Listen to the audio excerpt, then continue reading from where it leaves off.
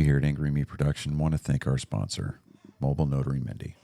She's certified with the National Notary Association. She's also bonded and E&O insured. She offers a wide range of services including wills, powers of attorney, medical documents, healthcare proxies, living wills, certification of trust, assignment of personal property, HIPAA waivers, advanced healthcare directives, and 99 verification. You can find her on Facebook, TikTok, and Instagram at Mobile Notary Mindy. You can also visit her webpage at TexasMobileNotaryMindy.com. That's TX, MobileNotaryMindy.com. Thank you so much and enjoy the show. Ladies and gentlemen of all ages, boys and girls, thank you for tuning in to yet another episode of Angry Me Production. We appreciate you coming in and letting us be a part of your lives, week in and week out. We hope to do our best to present you with something that your eardrums delight in. Whether you're looking at us on YouTube or Rumble, or listening to us on Spotify, Google, or Anchor, or any of the other podcast services that we are currently on or trying to get on, we thank you. And if you don't mind, at the end of every episode, stop by, leave us a comment, leave us a like. If it asks for 5 stars, we'll take 5 stars, even if you don't like us. 5 stars are what it's all about. With that being said, we hope you enjoy our attempt to make our advocation our vocation. Ladies and gentlemen, let the games begin. Welcome, Angry Faithful. Today on Psychos and Sociopaths, and we're not doing the what the hell episode for this one. We're going to do in Psychos and Sociopaths because it's more criminal thinking, is media versus cops. And I have BC Sanders from the Disruptor podcast, or Brian Sanders, what he wants to be known now. Why did you get rid of BC? I'm retired, so I don't have to go by initials, and I like being Brian Sanders because that's who I am. So I want to be a normal person and not be identified by letters and dots. It sounds crazy, but I enjoy my somewhat recent retirement. So yes, please call me Brian. Now, I try to wear something like festive and colorful and everything. He's bringing out the guns out on this one. It's just, I'm fairly. So if you're looking at this on YouTube, and you're getting like starry eyes for Brian there, he's married now, just recently, but married to a wonderful woman that I have watched on Andrea Up All Night. But and sometimes I peek into the live and start chatting it up. And it was last week. I just did that. It was like, dude, you need to cover up those guns. Yeah, we do the live show on YouTube every Tuesday night, 8 p.m. Eastern, and it's a blast. I was fortunate enough at the time when she was like, because she's been doing it for a while, but she's like, hey, do you want to jump on basically permanently as a co-host? And it's true crime. And my background doing homicides as a detective, then later as a sergeant, then as a lieutenant. I've got several years under my belt. So we cover cases. She reaches out to family members. Sometimes they reach out to her, and she's also gotten a response from a person, I'll say, that is incarcerated for some murders. So we're kind of doing some things and trying to just, get involved more with cases than just surface level. And so oftentimes it's things where we may go over a case that is open source. So in other words, like there's already been a trial, conviction, and you can actually read some of the police reports, the summaries, if maybe a FOIA or whatever has been done.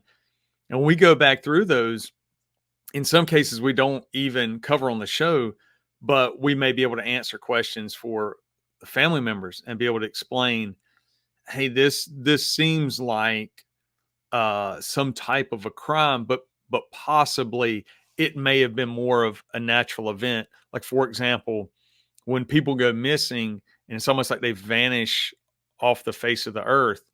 But then you look closer at an area where they may have been traveling or maybe be walking on foot or whatever.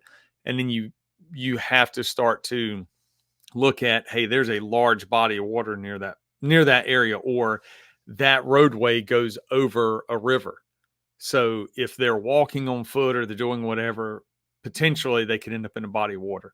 So it's just things like that, you know, we do a lot of stuff behind the scenes that, you know, we feel a lot better when we can talk to people and answer those kind of questions. But yeah, every Tuesday night we do it, and it gets uploaded, you know, Spotify, Apple, all those platforms, as well as YouTube. But it's Andrea Uplate is the YouTube channel, and Night Shift with Andrea Uplate is the actual show title. And then I do the Disruptors with Brian Sanders, which is totally what's funny is because I listen to yours every once in a while. You know, there's a plethora of podcasts, and there's so many out there. It's hard to keep up, but you even the most recent one with the oh man, he's a photographer. Oh, Stan Lake. Yeah, Stan Lake. Yeah. My dyslexia kicked in. I was like, Stan Lee, he's in the necromancy. He invented Marvel characters. Yeah, and he was interesting. And me and Brian have the one thing that we both hate together is snakes. And I'll tell you a story that I was doing. I finally started getting exercise and everything. And this is when I was on a night shift. Now I'm on a day shift. And like 3 o'clock in the morning, I was doing my run. It was about a 2-mile run. And I had a baby rattlesnake. And I carry it with me because, you know, I can deal with people. I can't deal with animals. And a baby rattlesnake came right in front of me. And I unloaded. And I was like looking around. I was like, I better get out of here, but I'm gonna have to explain this. Yeah, I don't dig them, man. And the funny thing is, that last episode you're talking about with Stan, he and I've been friends on Instagram for several years now, since I first started Instagram a couple years back. Yeah, and you know, we're touching like some of those categories in the show that he falls in. But man, the guy writes poetry. I mean, and he's funny to talk to as well. So it's like, I don't know that we even got into a whole lot of the poetry on that episode, but his photography is amazing.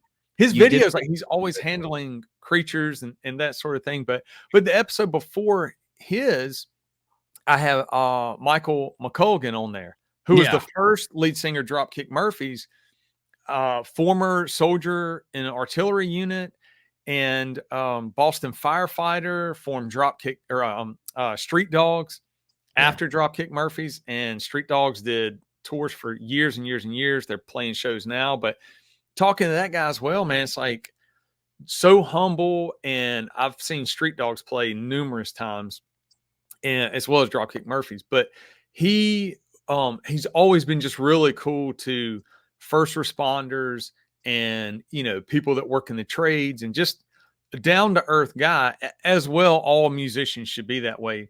But we know that like other bands, as they get larger, or people get substance abuse problems or whatever, their egos take over, and they forget that, you know, people are paying money to go see them play the music that they enjoy. And for me, Dropkick Murphys' album Do or Die, which he sang on, incredible. That's what got me hooked. And then later, when he was doing Street Dogs and they were putting out so many albums, I tell everybody, go listen to Street Dogs, any of their albums. Every song has some kind of meaning, and sometimes it's people who have influenced the songwriters, or sometimes it's social issues. Sometimes it's things about the news and the media, and how citizens, it feels like at times we're getting divided and we're being pitted against one another for ratings and that sort of thing. So he's one of those people that has traveled in both worlds, you know, as a firefighter in Boston, as a soldier, you know, in combat arms, and then as well in the music realm. And I don't know, I really, really enjoyed talking to him. He was on my list from the very beginning when I started the Disruptors because he he hit those categories. But yeah, I mean, you know, we could talk all day about music and that sort of thing. Yeah. But I want everybody to know, like, go check them out. Yeah. Like I said, they're playing some shows right now, and I think they're starting to kind of. I know that they've sold out some shows, but man, they're just so good.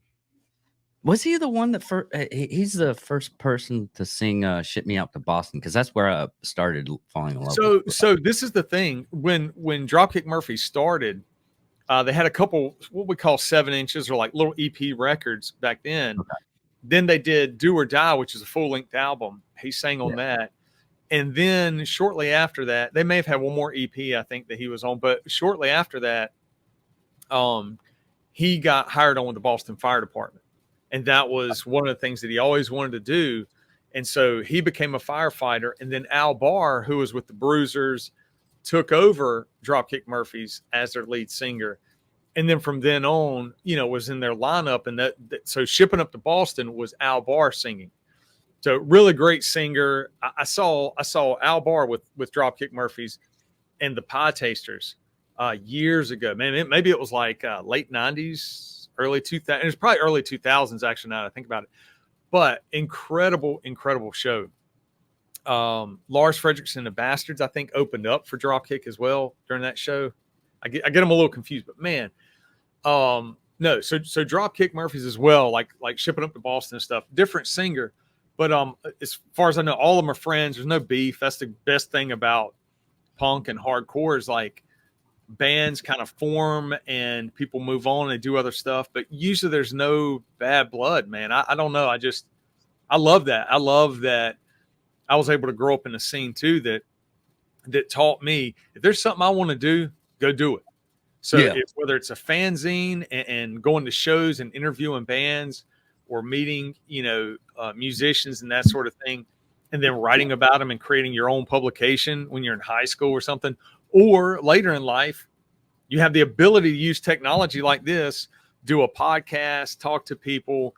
And even in police work, the same thing. Like if I saw something that I thought, okay, we should probably try this, be it gang investigations or FBI RICO or whatever it is.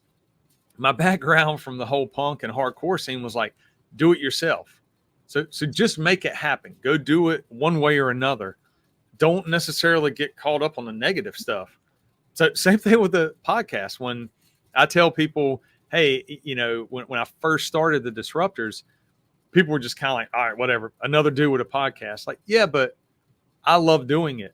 So I'm going to keep doing it. And I like when people give me feedback, either positive or negative, but I hope that people enjoy it.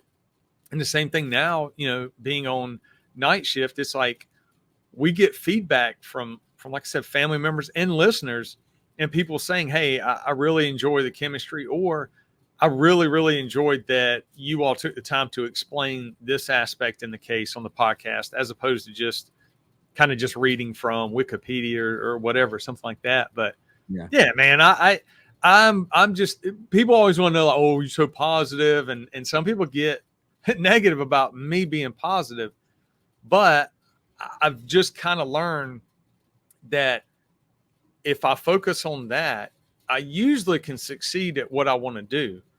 If I focus more on the positive as opposed to the negative, and that I reinforce in my brain bands like Street Dogs or Dropkick Murphys or Rancid or any of these bands in the punk scene are still around. Sick of it all. Like, these bands are still around, touring, making records, fully relevant. And they've been doing it for like 30 years. And they all started out the same way. A couple of people getting together, forming a band, and then singing about something that matters to them and fortunately matters to a lot of us. And they've been able to do it most of their lives. So I like doing podcasts. I like jumping on as a guest. I like talking about stuff. This is like the equivalent of me and you jumping on a phone call back in the day. Like when we were younger or something, everybody talked on phones. Yeah. Like, I miss that. I miss conversations. So there we go. What are we going to talk about? I know, right? We're already like 13 minutes in this, and I'm like, I don't want to stop it, and it's so fun. But no, the real reason we're here is media versus cop, because your job before this was law enforcement. Like you said, you were a homicide detective. Uh, Now, when I was working corrections, and this is a while ago, we were always told if anything happens and gets out, and something that's displeasing for people's ears, is like, oh, they beat up a lot of. I've heard that at one point in time there was a fight club in a prison. Not saying it was our prison, but it was at a prison.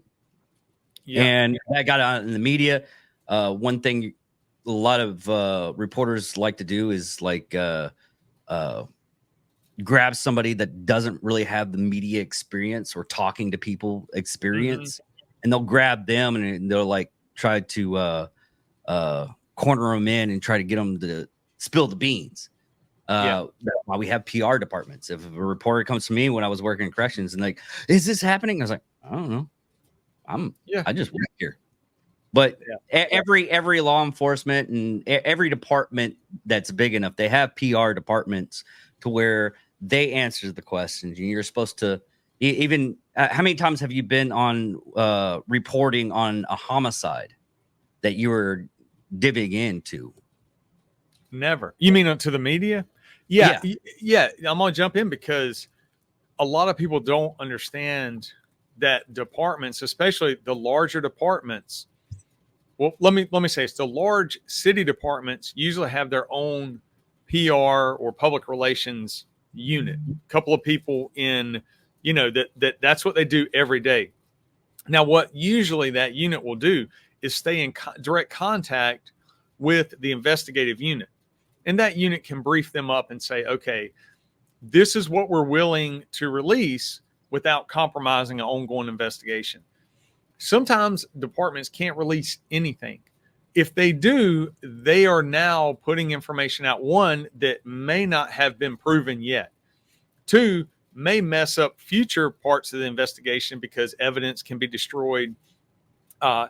Family members may find out from a media release that their loved one was murdered or is deceased or is, located, and the police department hasn't even been able to track down next of kin. And that has happened. You pick any department in the country, social media and the ability to cut and paste stories and all this stuff, social media accounts, family members have found out that their loved ones were murdered through social media, and then the police department's trying to find them as well to be able to do the notification. So public relations units, if they're really good at what they do, can put out very accurate information in a timely manner for the public, but that doesn't mean you're going to get all the information. Now, I've seen some sheriff's departments across the country sometimes, and I think it's because probably it's an elected position. So sometimes some sheriff's departments may feel the pressure from voters that they've got to answer to something, especially the higher profile cases. So if you're into anything that is related to, that could be part of a pattern killing or an active shooter situation or the death of a law enforcement officer, any of these things that will now get the attention of the media. Sometimes I've noticed patterns with sheriff's departments where they put information out and it hasn't been vetted yet. And sadly, now they got to kind of backtrack and correct that problem, which is almost impossible to do. Or whenever they come back and they start looking at those facts, then people say, oh, well, this sheriff's department, they don't know what they're doing. They're botching an investigation. And in reality, maybe they didn't botch the investigation. Maybe public affairs botched the information, or they just put it out a little too quickly. So the main thing, like, as especially when it came to my realm, to homicides, we were very, very tight-lipped, even within our own department, because you have to focus on the actual investigation. You don't need to be running around, talking about the case, that sort of thing. You're just working it. And so the news often wants information, but you're also working an investigation. So if somebody within a department, let's say like a field operations or a patrol sergeant or someone like that, if just anybody gets in front of a camera or talks to the news, they may talk about something that they don't actually know about or put misinformation out there by mistake, only because that's what they know. And I've seen it happen with departments and different units, and it's frustrating. And it can cause a lot of problems within a department if everybody is not on the same sheet of music. And I'll also say this is for people to understand. And I preach it all the time in my training classes. You hear me sometimes mention it in podcasts and stuff, is being ego free. We always got to check it, like you got to check what you're doing and why you're doing it. And that ego can cause some of the biggest problems within a police department because people want to be part of the know.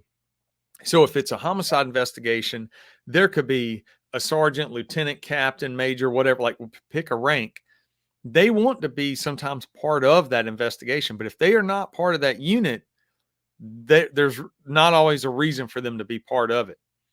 And so people shared, stories with me about that, where a person's ego got involved and then they wanted to be part of an investigation.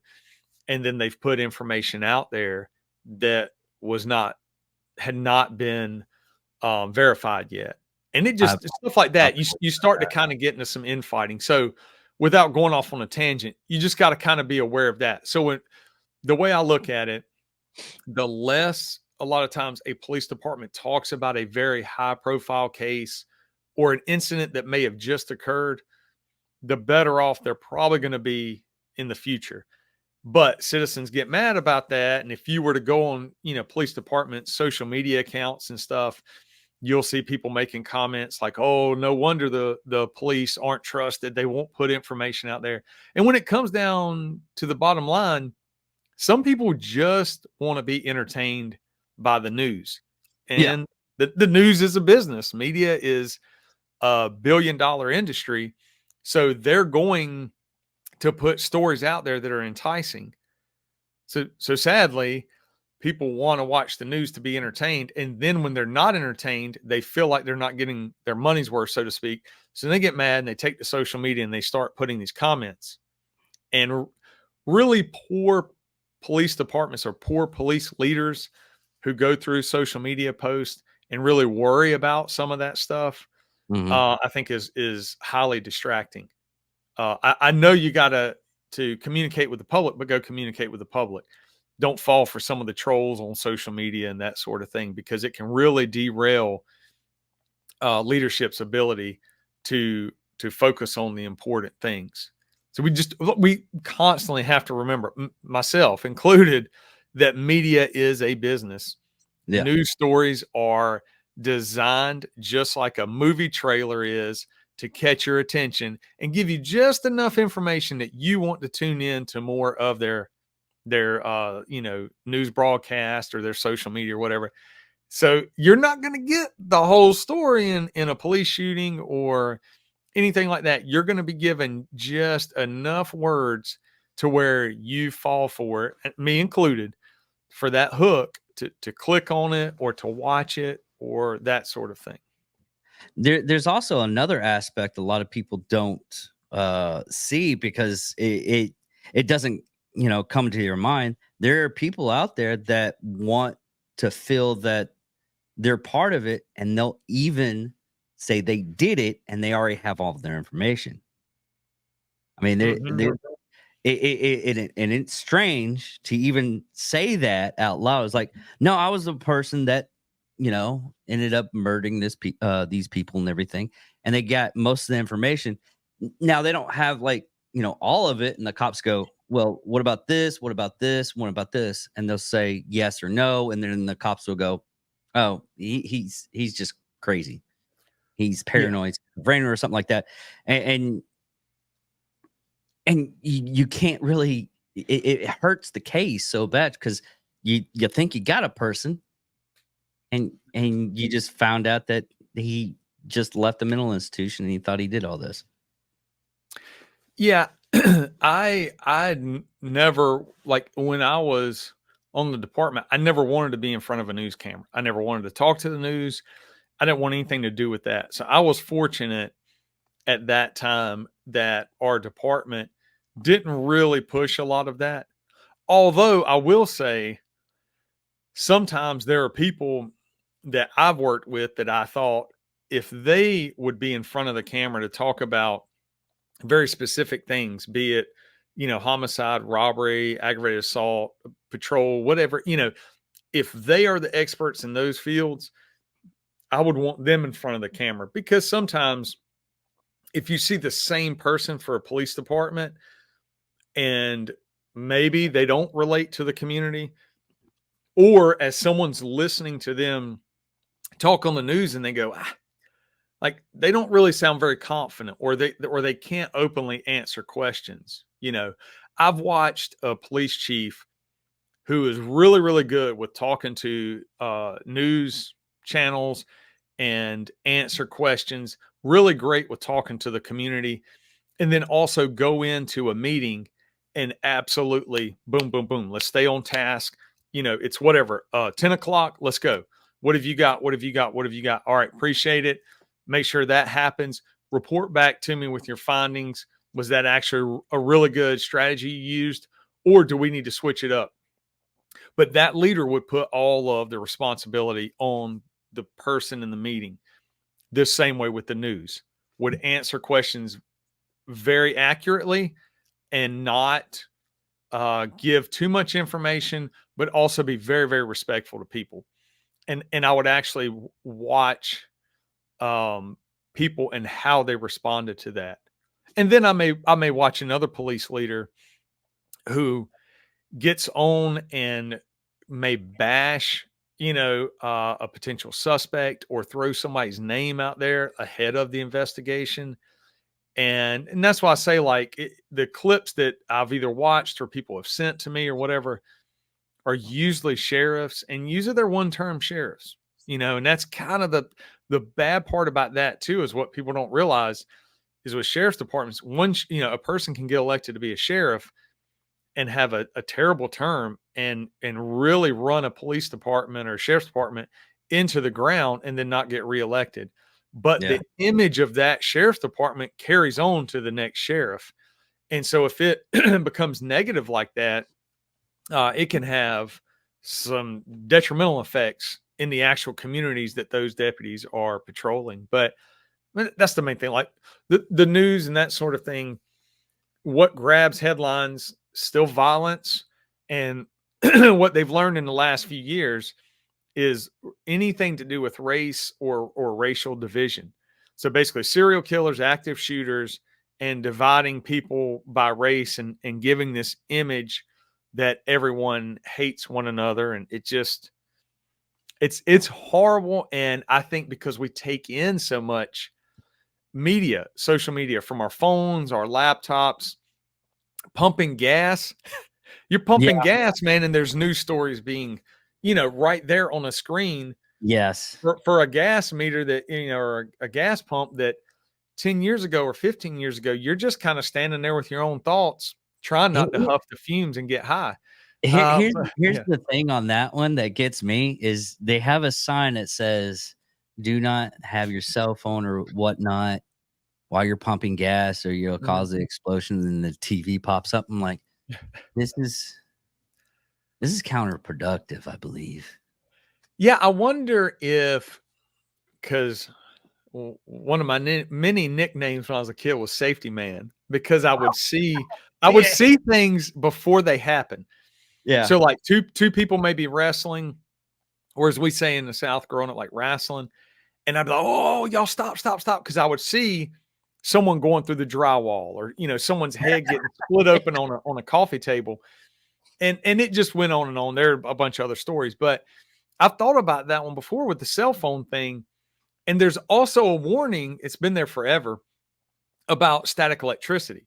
Yeah. So if you're putting your hands in and out of your pockets, I think you're building up, or you're releasing whatever or that you're static. wearing a wool sweater. Or Yeah, something. just a little spark or whatever, to ignite the fumes. But I'm the same way, man. And I'm also a rule follower. So I'm like, well, sometime that happened to somebody. So I'm just going to be cool and sit here, like I said, with my thoughts. But we're constantly taking the media in the news stories.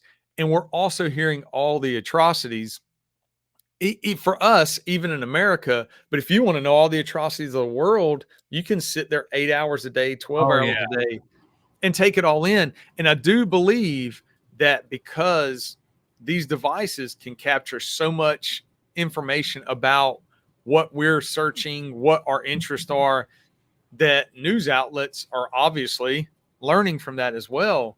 And that's why I say the race, that tag, if anything is racially fused, people are getting sucked into it, and it's almost giving this image that things are getting worse in that sense.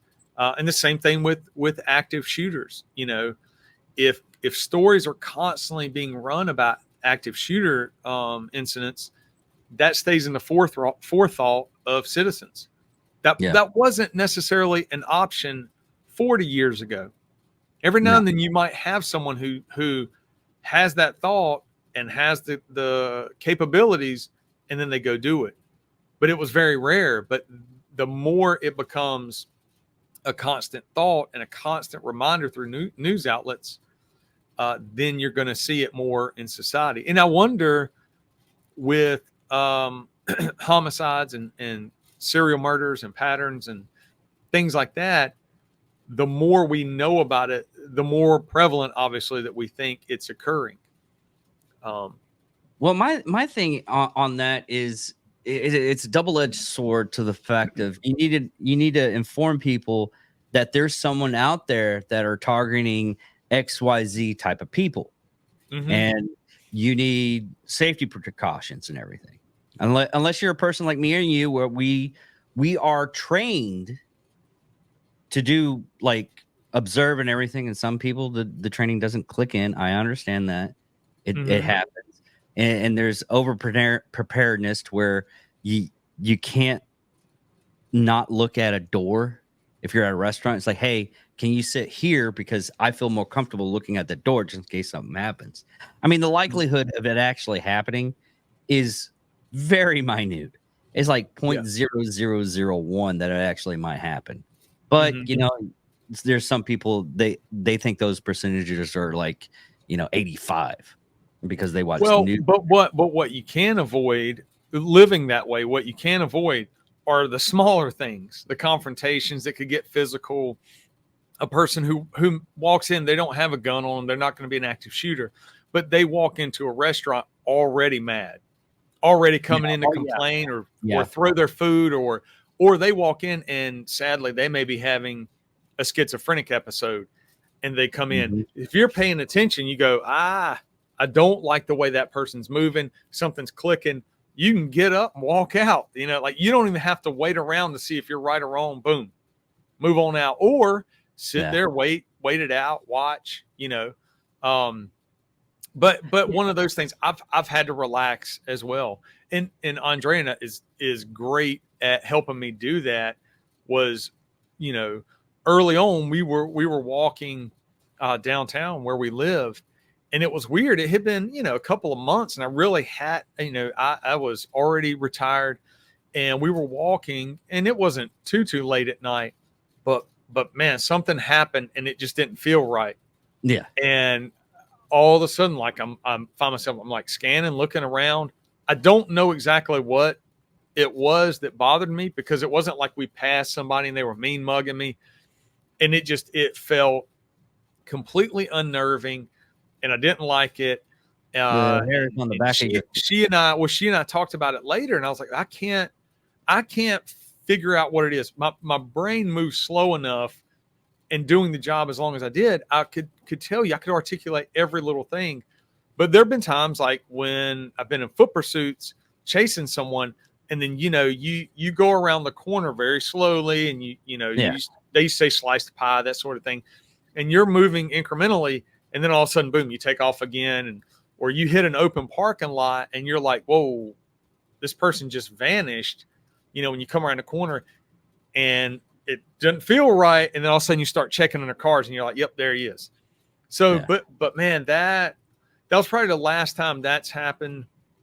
Off the top of my head, I did see a guy recently with a backpack on, and it drew my attention. I didn't like how heavy the backpack was hanging, because, you know, when you do surveillance and you're looking for people with weapons, you're looking for very specific things. One pocket of a jacket heavier than the other, so the hemline of the jacket's off. You're looking for people pinning the firearm against their side as they're walking around, so their gait's unnatural. You know, their left hand may be moving if they're right hand dominant, because they're pinning that weapon into the waistband of the pants or in a jacket pocket. And anytime I see a backpack that's kind of heavy or comes to an apex, you know, sometimes that can be the barrel of a short rifle or something like. Either way, it could be an edged weapon, an axe, whatever. It was just weird. I didn't like the way his backpack was hanging. I didn't like that he was just kind of scanning around, not standing, but scanning the crowd, and then walking by himself. So just, but it ended up being nothing, and it probably, you know, obviously it wasn't anything. So there's a difference, hypervigilance versus just kind of being relaxed, paying attention, and being able to slow your brain down a little bit. But if I didn't have the experiences that I have, you know, from working, then I may be so hyper vigilant that everybody I see, I think, is a constant threat. And it's kind of like you can assess people a little easier. But man, the news, if you're watching, you know, headlines and news stories, and I feel for kids too that, you know, are growing up or have grown up in the last 15, 20 years, and active shooters like constantly on their brain, and they're going to school, and the more prevalent active shooters are, also that trend of people calling in fake tips to schools or calling in threats because they don't want to go to school that day was a new phenomenon, just like bomb threats were, you know, 30 years ago. Yeah, we had shooter threats went up like that. And so the news would cover these stories that ended up being fake. Like when I was in an intel unit, 95% of the info coming in for any kind of leads on active shooters or lone wolf or whatever, you know, potential suspects, were false. But news stories would pick up on it, or somebody may have leaked a story from within a school or whatever, and then the news pops it up in the headline, and then it kind of creates that panic. And then now you've got all these students that are worried about going to school, you know, and that school specifically, because the news will mention it, you know, at said high school, you know, potential threat of active shooter. And it's like, you know, you're reporting it so fast, and that news cycle is moving so quickly that they sometimes are not even getting information back from a police department. And then those headlines hit, and kids go into panic, parents go into panic. And then you find out 95% of them are, if not 100% for some jurisdictions, completely false. Like there's nothing to it. And they didn't even need to report that news story. They didn't need to cause that kind of panic in a person's life. But that keeps the viewers coming back, and it keeps them hooked in. And to the point where when I'm trying to explain to people the reality of threat assessment and things like that, people are like, do you not watch the news? This happens all the time. It's like, stop. Like, I'm telling you my reality. I'm telling you this is a trend across the country that ebbs and flows, and people call in a lot of false leads or false information about a potential threat at a school because they don't want to go to school that day.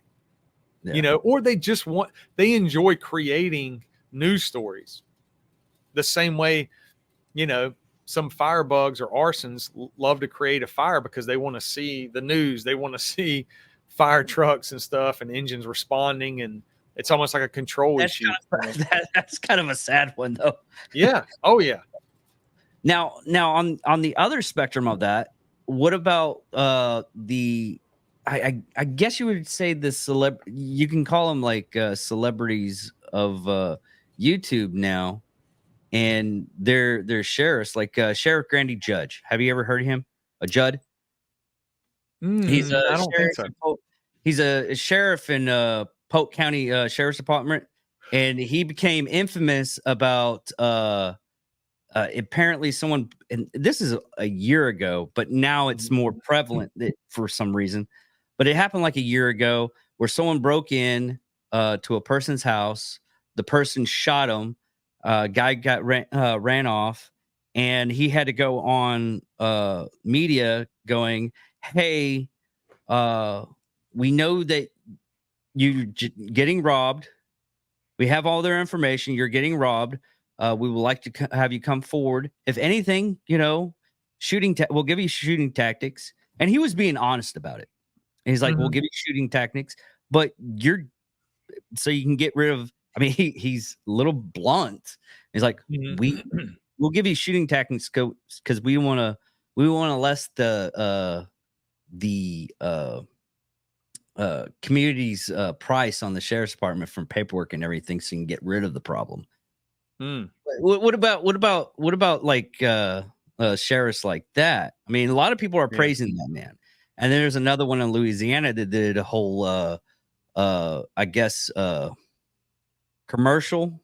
I would say it was like, "Hey, we know you guys are out here. You're goblins. You're this." Now I think remember that. Yeah, he's a congressman. Okay. And what do you have to say about that type of stuff? Is it helpful to the police department, or is it hurtful to any kind of law enforcement? Yeah, I can say for me, I don't ever want anybody to view a sheriff or a law enforcement supervisor or a chief with anything other than trust and to understand, hey, that person is highly intelligent, highly effective at what they do. And this is the one that people don't fully understand, but fully capable of violence to protect a third party or protect a person or themselves from being harmed. Like, that's what I want to see. What I worry about is when police leaders do say things sometimes that are a little more emotionally filled, or draws a hard line in the sand and says it's us versus them, or demeans or uses terms. And I think the one video you were talking about, I think he says gremlins, if I remember right. Yes, gremlins. Yes. Yeah. And it's one of those things, like someone sent me that video, or I watched it maybe like on YouTube or something, I might have this was seen several years ago, if I remember right. Yeah, it happened because he's a congressman now. Okay. Yeah. That's not my approach. And it never was my approach. And I think that it can be dangerous when leaders do that, because they themselves may be fine. They may be able to check their emotions. They may be able to say, hey, I was just saying that because I was frustrated, but I want the community to understand we're crime fighters and we're going to go after drug dealers and gang members. I just think a message can come across better, more professional, and also set the tone for the entire department, because a police leader sets the tone. So if a sheriff or a chief comes in and says, I hate criminals and we're going to do this and we're going to do that, and I won't, and this has been said for years in a lot of police departments, zero tolerance. So there would be certain areas where a lot of violence was occurring, so they would say zero tolerance, everybody's getting a ticket tonight, or everybody's getting stopped. That never made sense to me. So it's kind of like carpet bombing an entire village when all you're trying to do is find one or two or three insurgents, or you're trying to break up a terrorist cell. You don't go in and carpet bomb an entire village or level an entire town to find two or three people. So that's the way zero tolerance, to me, it didn't translate onto the street. The problem is when those projects will go on, or those initiatives, departments will go in, write everybody, stop every car moving, write every ticket, and then there wouldn't be a shooting that night, or there wouldn't be violence occurring in that small area. And then they would say, oh, well, see, zero tolerance works. And it's like, no, the police presence works. The blue lights or the lights going on, the activity works because gang members and criminals are talking back and forth, and they're like, yo, it's hot tonight. Don't be out. Don't have any guns on your hardware, whatever. Like, leave the poles at home. Just kind of get through the night without getting arrested. But the citizens who are getting all these tickets and these charges live in the violent neighborhoods, and they're going, why are you stopping me, harassing me, write me a ticket for whatever, trespassing or whatever, pick a charge, or driving a vehicle, some vehicle charge. And it's like, when there's a murder here last week, or there was a shooting here, and I got gang members out here, why are y'all writing me these tickets? And you've got officers going, well, zero tolerance. Like, my chief, in their minds, I'm saying, chief set the tone that, everybody who breaks the law is a criminal, and they're lower than me, and I'm up here. That's not like that. That's how that tone can get set. I'm not saying those sheriffs have set that tone in their departments. I'm saying talking that way can send that message. One of the best, I would say, crime fighting perspectives and speakers in the sheriff realm that I've heard was in Arizona, was Sheriff Mark Lamb. Oh, and yeah. And he's got a pretty good social media following. He got into the political realm, if I'm not mistaken. Yeah. Is that the one that he had everybody in his jails wear like pink uniforms? That was Arapayo, I believe is how you pronounce it. I think so. But I know who you're talking about. No, Sheriff McLam was within the last 10 years, 12 years, and I can't remember how many terms he was elected, but he was a younger guy when he got elected, and he was just like, to watch his videos, very straightforward, very approachable. I met him several years ago. Oh, now I know who you're talking about. Okay. Yeah. And I listened to him like, God, what was he on? Oh, he was on Sean Ryan show. Okay. Yeah. So when I met him, we were talking, he and his second in command at the time, he's on Instagram, Deputy One Time, Matt Thomas. I've had him on the show twice. He's got a great book that he wrote, he himself, Matt did, about his investigations, his experience fighting cartels, working undercover, working patrol, all these things, how he grew up. And it book's called The Interceptors, or just Interceptors. Great book. But his boss, his Sheriff Lamb, but when I was talking to him and Matt, this was at like SHOT Show back in maybe 2020, I think, because Matt had on a skill set t-shirt, and I used to write for that magazine, so that's how we just struck up a conversation. Yeah. But Sheriff Lamb, one of the things he was saying was basically, like, we're focusing on cartels because that's one of the number one problems we have in our area, and recruiting. And his thing was like, I care about the deputies, I care about the community, and I've got the right people in charge. And so his second in command, Matt, his background, so you're looking at the top of the food chain. I think Matt has got over 30 years, if not right at 30, but has done things on every level, from patrol, motorcycles. Then he worked undercover. He worked cartels. They did patrols out in Arizona in the desert. They were intercepting cartels. And so he has a working knowledge of crime fighting. That, and he also is that's a great guy to talk to. So even on the episodes he's been on, like, we just have great conversations. But I would say Mark Lamb, when he was sheriff, put the message out there of, we're going to continue to fight crime. We're going to continue to put proactive assets, like units that are going out there and going after drugs and gangs and cartels and human traffickers. And we're going after the most violent offenders in society. And we're also going to do it in an era in police work when all these large cities were pulling back, and they were shutting down their gang units, and they were shutting down the drug units and any kind of proactive assets, and then pumping up what these cities were calling community units or community squads. And and really trying to put this image out there of these friendly officers. And the feedback from a lot of cities, you got citizens that are living in horribly violent neighborhoods, and yet, you know, their departments are putting out, hey, we did this ice cream function. And I'm not taking away from that. That's cool. Do the ice cream function, but also go into those violent neighborhoods and make very strategic arrests so that the citizens that live in that type of violence go, okay, cool. Do all the ice cream functions you want, make TikTok dance videos in uniform, whatever you want to do. But I need a crime fighter that's going to show up and arrest the guy that we see every day in the neighborhood with a gun in his waistband, threatening grandkids or wanting people to join his gang, or heaven forbid you have cartel activity in those cities. Like, that's the balance. So I think like Mark Lamb will be a perfect example at that time when he was in office, and Matt as well. If you listen to Matt talk about, we're going to continue doing proactive things because it drives violent crime down.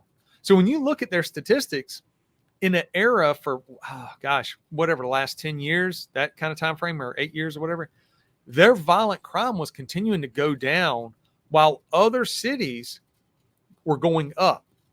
And that's the correlation, is a sheriff or a police leader, if they can get in front of the camera and explain, we will not destroy our proactive units. We will not change our focus because we are crime fighters.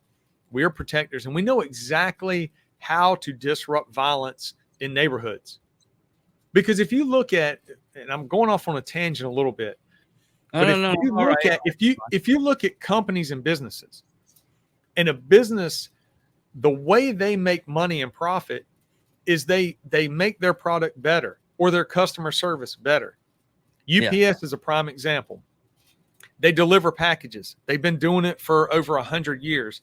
And the company has continually grown because they focus on their product is actually delivering a package on time. Customer service, professionalism, all of that. Now, UPS doesn't call me and say, hey, what do you know about package delivery? Because I don't. I mean, I kind of do because I used to work for UPS in college. But the example is, you know, companies really know their craft because they're listening to their own employees. They do get feedback from customers, and I get that. But think about in the police world. Think about if a chief or a sheriff sat in a room and told their leaders, like that are under them, you know, their command staff, their subordinates, but they're captains, lieutenants, majors, whatever. And they told them, hey, look, I went to a community meeting, and in this neighborhood, they really, really, really said they want us to clamp down on speeding. So that's what we're going to do. And I need you all to go out there and write as many speeding tickets as you can because the citizens said they're sick of speeders in their neighborhood.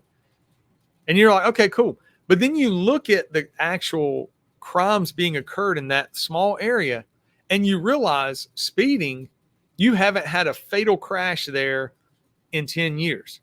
You haven't had DWI arrests there in 10 years, but you've had 10 traffic stops per shift constantly because officers are on patrol there. But what you do have in that area is violence, that you have gun arrests there, drug arrests, that sort of thing. Like, that's what you need to be focusing on. Yeah. So just because some citizens, well, what I'm saying is, like, just because some citizens have expressed and they live in that area that speeding is their number one concern, police departments need to make sure they fully grasp and understand violent crime and understand the crimes that are occurring in their own jurisdiction.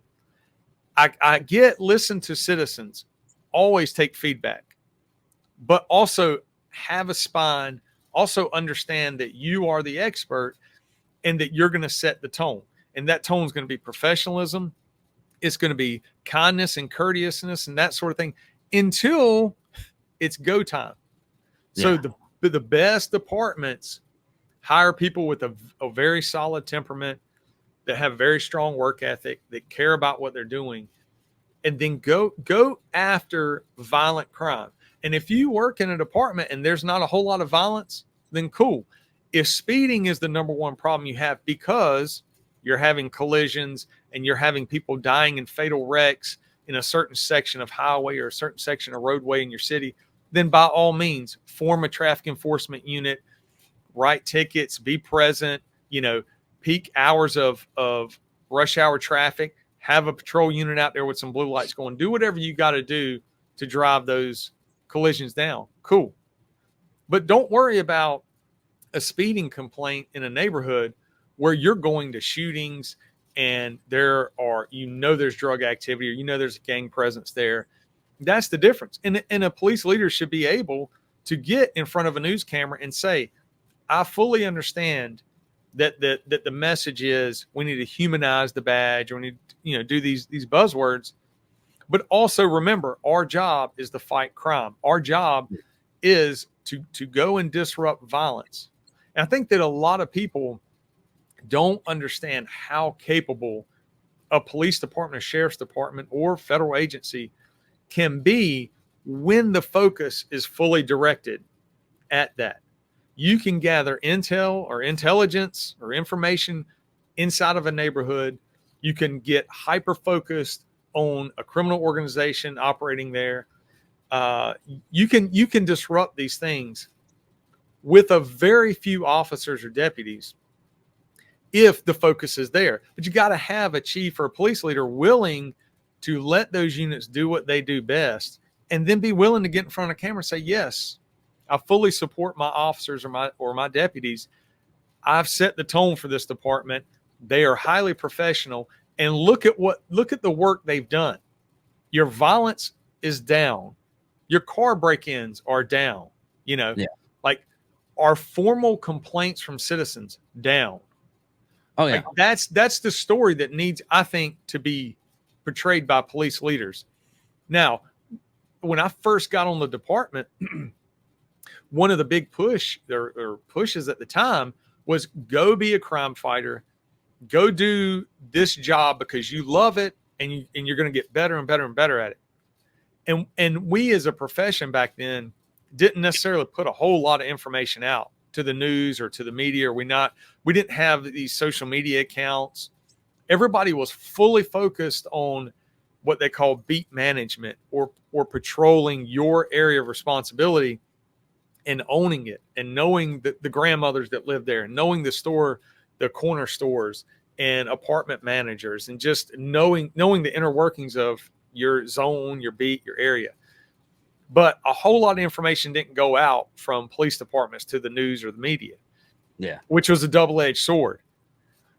Violent crimes were decreasing in a lot of cities. And in my experience, it would kind of ebb and flow depending on proactive assets and who you've got in the field and who's doing what. But as a whole, our profession was not explaining a whole lot of the hard work that units were doing behind the scenes. So some departments would have, say, like a street crimes unit, a gang unit, a drug unit. Everybody kind of has a similar mission to go after violence or street crimes that are occurring on that level. But a lot of citizens had no clue their own police departments had these units. So really? The running joke would be, like, if I met some citizen, and they would find out I was a police officer or something, they would be like, "Oh, don't write me a ticket." And I'm like, well, you don't have to worry about me writing you a ticket. Like, if we run into one another, like, you're either part of a criminal organization or you're tied into a homicide or something bad has happened in your life. Like I've never written a speeding ticket, so I don't, that there are multiple facets to the job, but the average citizen didn't know that. They still don't know that. So all the news stories and the media coverage that will show something like, let's say, an officer getting out of their vehicle, and in a half a second, shots are being fired. And taglines will be, officer shot first or something, or, whatever it is.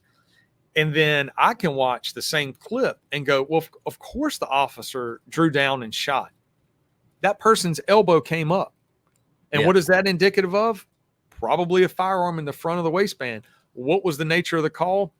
Shots were fired earlier, say at a gas station or something, or a robbery in progress, and this person's fleeing the scene wearing the same clothing that a citizen called in, or a surveillance team could have been watching the person saying, hey, this person's, indexing, they've touched, I think they got a gun. They start running, and all of a sudden that elbow comes up. It's not a natural reaction to be running and then pull one arm up.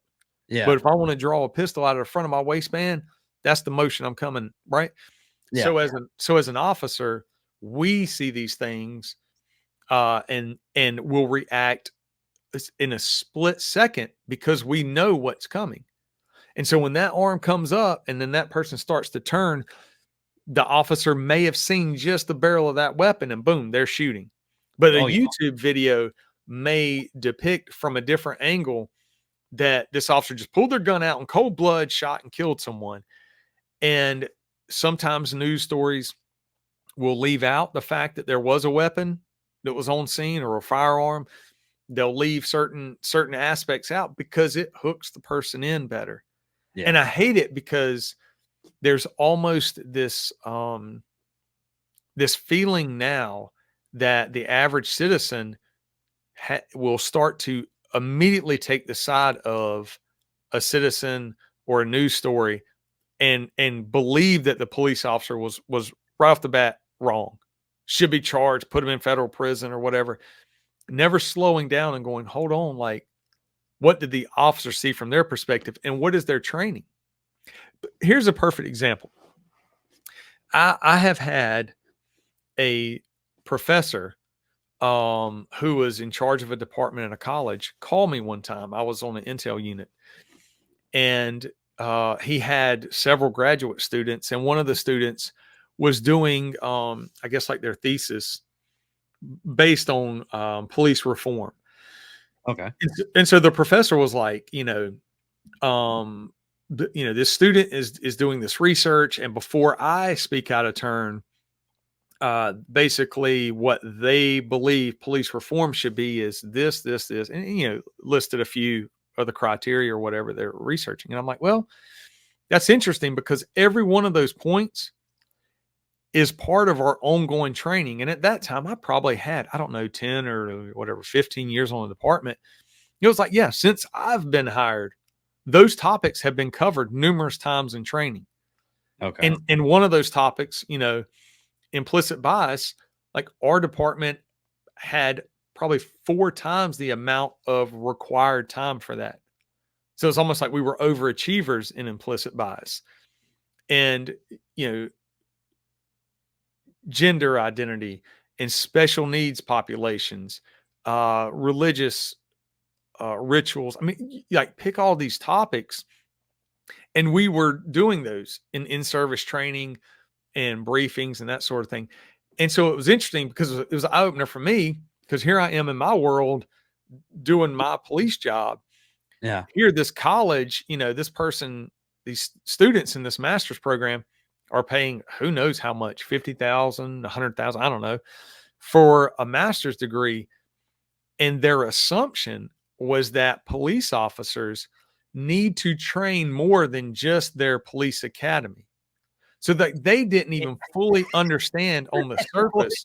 What's in right. the They thought that we as a profession go through a police academy, and then for the next, 20 to 30 years, we do no training and we just walk around like robots enforcing laws. Yeah. But when I first heard it, I was like, man, like, no, like this person's way behind the power curve. Oh yeah. Like, but what I realized is we really didn't, for a long time, departments just didn't put information out like that. But also, viewers of the news and the media outlets could probably care less if there's a news story that says officers are, studying implicit bias, or officers, are in year 5 of reality-based training scenarios and have been working with simunitions and decision making, and they are fully understanding how the brain works and why they react the way they do. And they're studying stoicism, and they're into yoga, and they're into fasting, and they're fully understanding what sleep cycles are and how it affects the human body. Like the average police officer and deputy, at least my experience has been, are very, very focused on wanting to be professional and being balanced in life. Now, it wasn't always that way, but man, probably the last, I'd say 10 to 12 years, there was just that big push for that. I think that was kind of the counter to the image that was being portrayed of the profession, either via, YouTube videos or news outlets, social media. And so a lot of officers for a while were just like, I don't feel the love anymore. Like I'm out. I don't want to be a cop anymore, because they may have worked in a different part of a city where the average citizen wasn't cussing them out or reminding them of their pigment. Like that's one of the things that I have to tell people is like, this image that happens either through the news, where the news will run a story of a police involved shooting, and they'll put race in there, like white cop shoots unarmed black man. That's kind of like the tagline. They don't put the race in there because it's not the race they want to actually, and that's really strange too. Well, the interesting thing is, what has society done? For years, society said, especially like in the 80s, 90s, 2000s, was like, we're not going to get hung up on what category you are. Let's be a good person, judge me based on the content of my character. Like if I'm a good person and I'm obeying the law and I've got, a job and I take care of my responsibilities, I'm good to, people. Cool.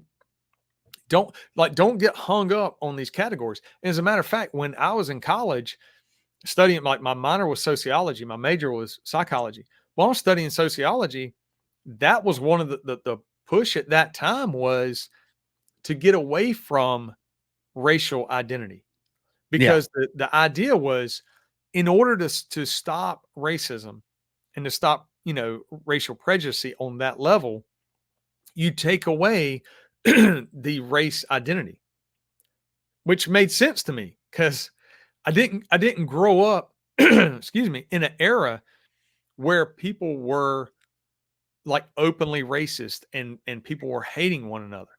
If anything, the common message was bringing people together and just being cool with each other. And it was that way in the military. Nobody cared about pigment or anything like that. It was, we're all green. We're in an infantry platoon.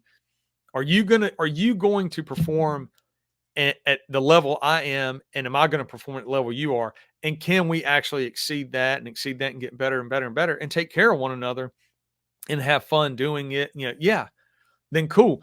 And now to look at these things like that, like a headline that may say, white cop shoots unarmed black man, then as citizens, we should always question what we're being told and think somebody had to sit down on a computer and somebody had to create that headline. And the way I understand it from some news outlets, a journalist may write an article, but someone else creates the headline. Yeah. And some journalists have actually resigned out of protest, so to speak, because they had written actual articles about crime. They've covered topics that are factual. And then an editor comes in and creates a tagline or a headline that actually gives you the impression of the opposite of what the article is. But the editor's name is not under that title. The journalist or the writer's name is under. And so they're catching the backlash, and they're having to defend and say, well, when you get down to article 3 or 4 or paragraph 3 or 4 in the article, it states in there that there was a firearm, that there was, the nature of the call was 5 different citizens calling in saying a man with a gun had fired shots, but by the time the officers get there, maybe the guy threw the gun over a trash can or something. So because I grew up in punk rock, because I questioned everything, like that again is like one of the lessons I learned. Question everything. Question politicians, question news outlets, companies, commercials. When you watch a commercial, why did they make this commercial a certain way? Yeah. So it's the same thing with the headlines. So if you're reading these headlines and you're not even reading the articles, because we've constantly got feeds coming in, And I'm snapping my fingers for emphasis because sometimes I Yeah. talk with my hands, but it is this just constant flow of information coming in, and we don't even have time sometimes to read the article. We just read the headline. Yeah. And if as citizens we don't question it, we start to believe this is happening in every city and that police officers are inherently racist. So this is the interesting thing. How can a police department, how can officers be inherently racist, right?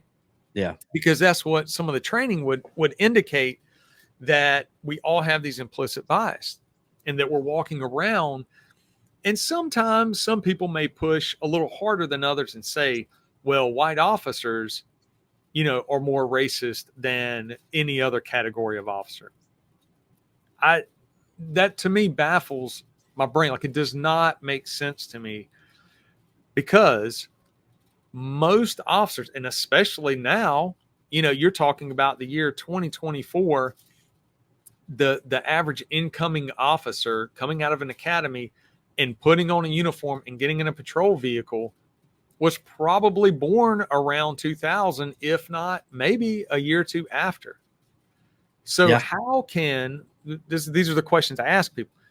How can, if we're sticking to these racial categories, which I don't really dig too much, but if you're going to say whatever, Caucasian male is inherently racist officer, how? If they were born in an era that I would probably say would have been the most, I don't know, cultural influence. Yeah. I mean, we didn't, I almost guarantee you hate crimes, quote unquote, black versus white, right, would have probably been at an all-time low. Klan, KKK activity, all-time low. Nazi skinhead movement, all-time low. Black Panther Party or Revolutionary Black Panther Party or any splinter off of that becomes maybe more extremist type, all-time low in that era, which is probably indicative of what was going on in our common culture or pop culture, whatever. So I don't understand people who hang on to that and either teach it in colleges now or say off the bat, well, that's a white officer. He already was thinking that black man was a threat. That's implicit bias. When a citizen sees an officer who happens to be a lighter pigment and they say, oh, that's a white male officer, he has to therefore see a young black male as a threat. That's implicit bias. They don't know the first thing about that officer. They have no clue how that officer grew up, what their insights are, what type of music they listen to, what their motive for becoming a police officer was. They don't understand that.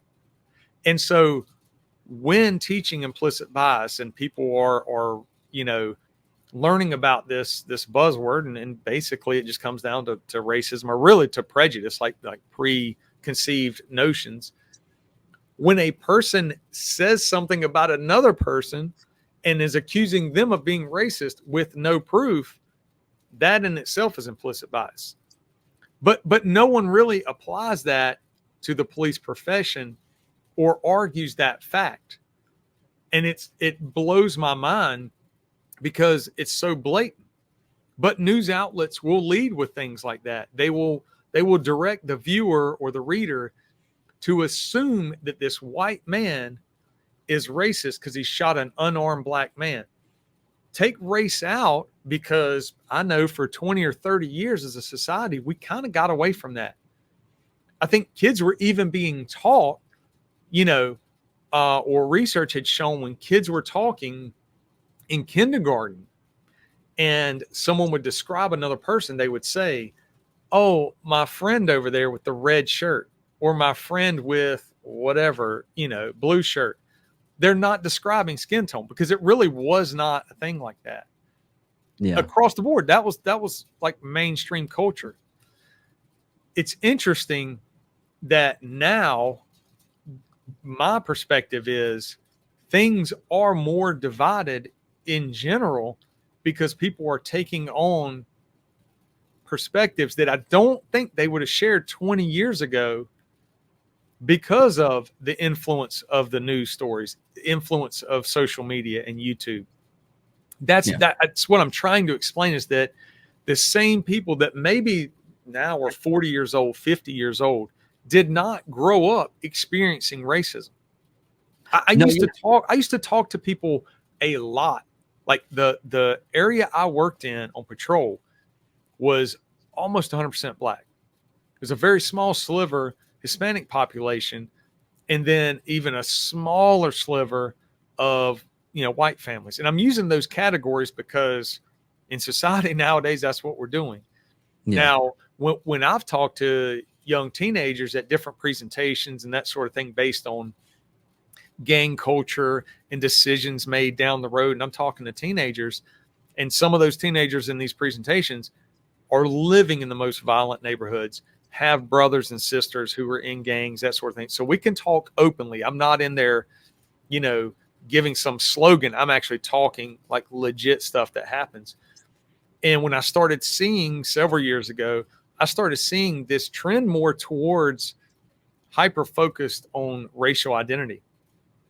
And so I would hear young teenagers talking about things and hear phrases like this.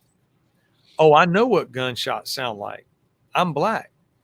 And so it will hurt me. I'm like, whoa, like what are you, you're one saying that because you identify as, black female teenager, that therefore what gunshots sound like, because like all black teenagers are experiencing gunshots. Like those things, I was going, whoa, like y'all are really getting hyper focused on race. Yeah. When the most successful people in the same neighborhoods that these teenagers were coming from, the people who had jobs, had, kids, and those kids had kids, and, so maybe they're grandparents now, they've paid off their homes, so the home they've paid for, 2-bedroom, 1 bathroom, or 3-bedroom, 2-bathroom. In this neighborhood, the house next door is a trap house, and they're selling, drugs as fast as they can go, and there's gang activity. But this family has done everything right. And so it's like this idea of like trying to explain to teenagers, hey, the generation before you and even the generation before you in the same city, in the same neighborhood, did not necessarily think the way you are.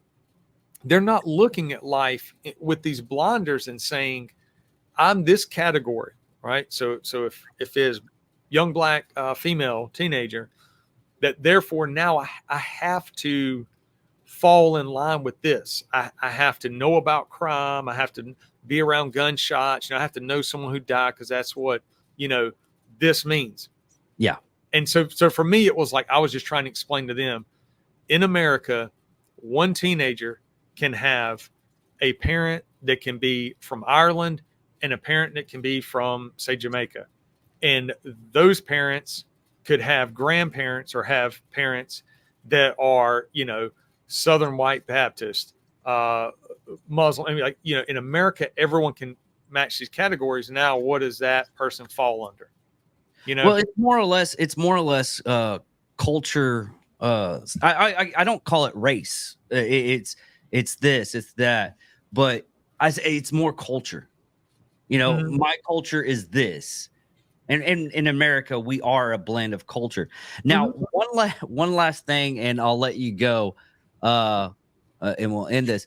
What about the UK commissioner saying that if anything gets spoken badly that's from America, he'll arrest?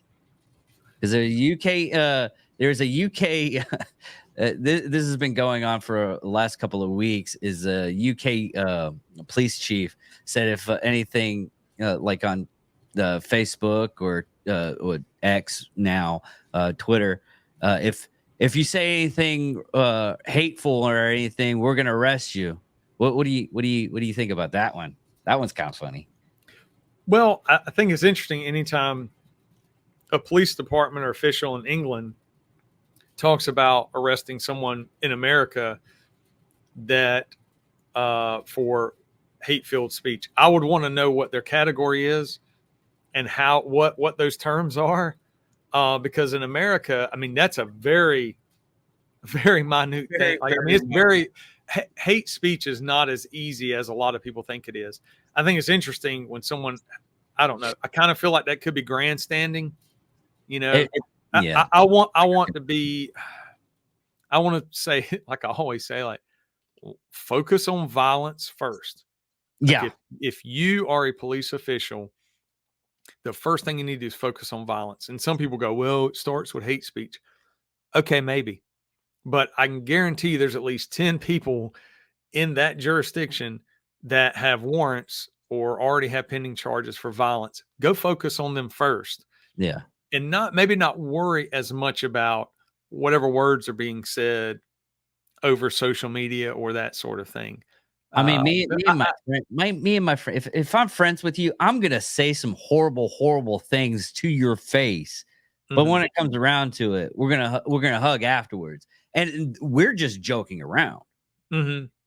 So, yeah, I think that people have to, and we do this like every, I don't know, 20 years probably in our own society. We challenge, First Amendment, we challenge freedom of speech versus hate speech. That we did it as a society, 20 something, 30 years ago with burning of the American flag. Yeah, things like that. So it's interesting when someone in England makes a statement like that. I don't know what the motive is behind it. Like, I don't know why that is the way it is. The whole motive of all that is, and this is a comedian that brought this up.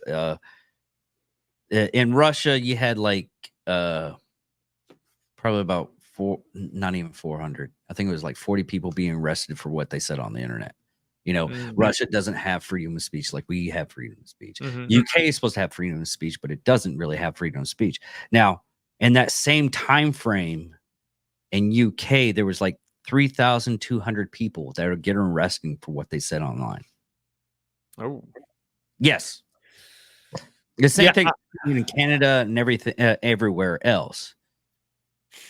Yeah, I don't know. I mean, threats are one thing, and it's very, I say, easy. Communication of threats. There are statutes written for that. Yeah. If someone is expressing what they don't like about something, that's different.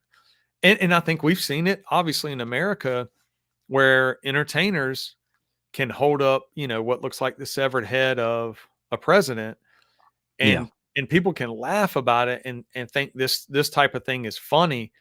And then all of a sudden you get to, an attempted assassination. And then people have to understand, yes, there's a balance. Yeah. So, if you try to crush people's freedom of speech through arrest and that sort of thing, it'll come out, I think, in other ways. So I don't know. I don't know what sparked their push to do that so hard. They may have some issues over there that I know nothing about. They may have some terrorist cells that they're trying to, I don't know, focus on, whatever. I don't know.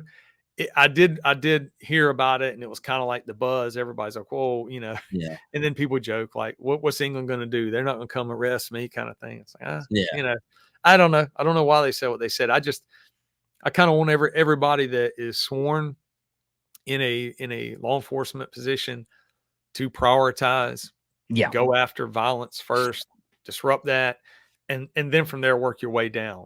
If you can do that and get really good at that, other things come very, very easy. Problem solving for car break-in patterns become very easy. Talking to the public is very easy if you've done the really hard stuff. So that's about all I got to say about that.